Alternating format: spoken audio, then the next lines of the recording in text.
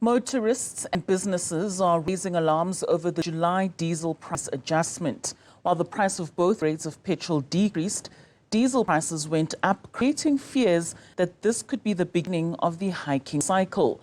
Experts forecast the diesel price increase to have a greater impact on production costs. For more on this, we are now joined by debt specialist and at Debt Rescue, Annaline. Annaline, thank you so much for joining us this evening. Now, what seems to be some relief for petrol motorists with the decrease in the pricing, with the increase in the prices of diesel, that's sure going to be a blow that will hit many South Africans very hard. Good evening. Yes, indeed. Obviously for us as consumers, the direct impact, of seeing the petrol price go down is definitely going to be very, very welcome, or is very welcome. But the reality is the moment that the diesel prices go up, we know that this affects us indirectly in many ways. And this includes obviously transport of goods. As we know, most of our goods transported by road. So the transport costs keep going up. And of course, we've got many manufacturing industries who have now, got these extra expenses in the form of the diesel costs going up. And of course, load shedding as well, even though it's a lot better at the moment.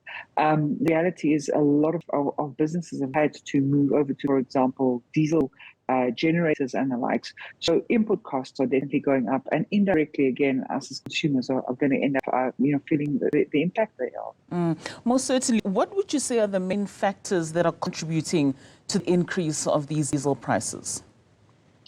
Well, we've seen quite a bit fluctuation in the rand dollar, but it did seem to stabilize towards the end of June. But also, we know that OPEC has indicated that they'll start cutting production of, the amount of barrels per day by, I think, 1 million. And the reason they've made very clear is that they want the oil price to go up into the region of about $100 a barrel. So obviously, the moment that goes up, it's going to definitely have an impact again on us. And especially if we see that the exchange rate fluctuate, that it could really start impacting us both in petrol as well as diesel. So are we seeing that the increase in the prices of diesel will then stoke inflation across the board? That's a very real possibility. That we have a lot of factors that obviously contribute. And one of the biggest ones, for example, is the food basket, the cost of the food basket and its impact on inflation. And obviously, if we're going to see impact on manufacturing facilities, especially when it comes to food, definitely it's going to cause the cost to rise again, which means that inflation could potentially increase again. Most certainly. And what are economists predicting in terms of diesel prices and petrol prices in the next few months to come? Could we see some relief towards the end of the year? Hopefully towards the end of the year. Like I said, I think the biggest concern right now is OPEC indicating that they want the cost of a barrel of oil going up to $100.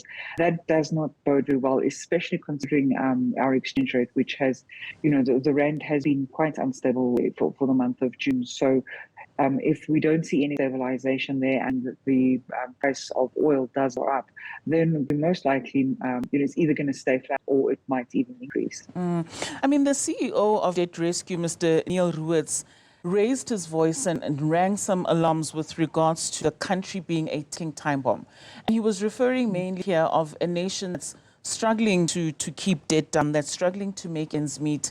Hunger seems to be prevailing. What do you believe are some of the humanitarian issues that we are now going to be facing with regards to the increase in the price of diesel? Well, the reality is, if we look at the last, say, 8 months to a year, the impact on the average consumer budget has, if you simplify your budget and you split it into two, on one side you have your expense section, on the other side you have your debt section. Expenses have gone up because of inflation, because we know that the Reserve Bank has want inflation between 3% and 6%, and it's been quite some time since they've been there, which means your goods, your electricity, as we know, has gone up, fuel has gone up, food prices have gone up, and so forth. So already we're seeing the impact there.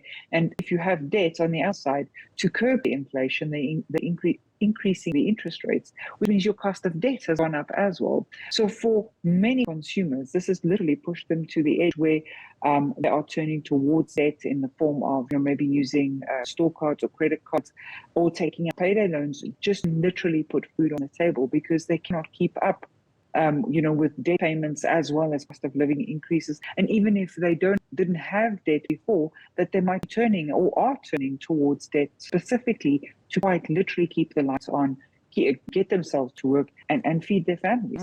And knowing that 30.4 million people in South Africa are living below the country's upper bound poverty line, that's quite alarming.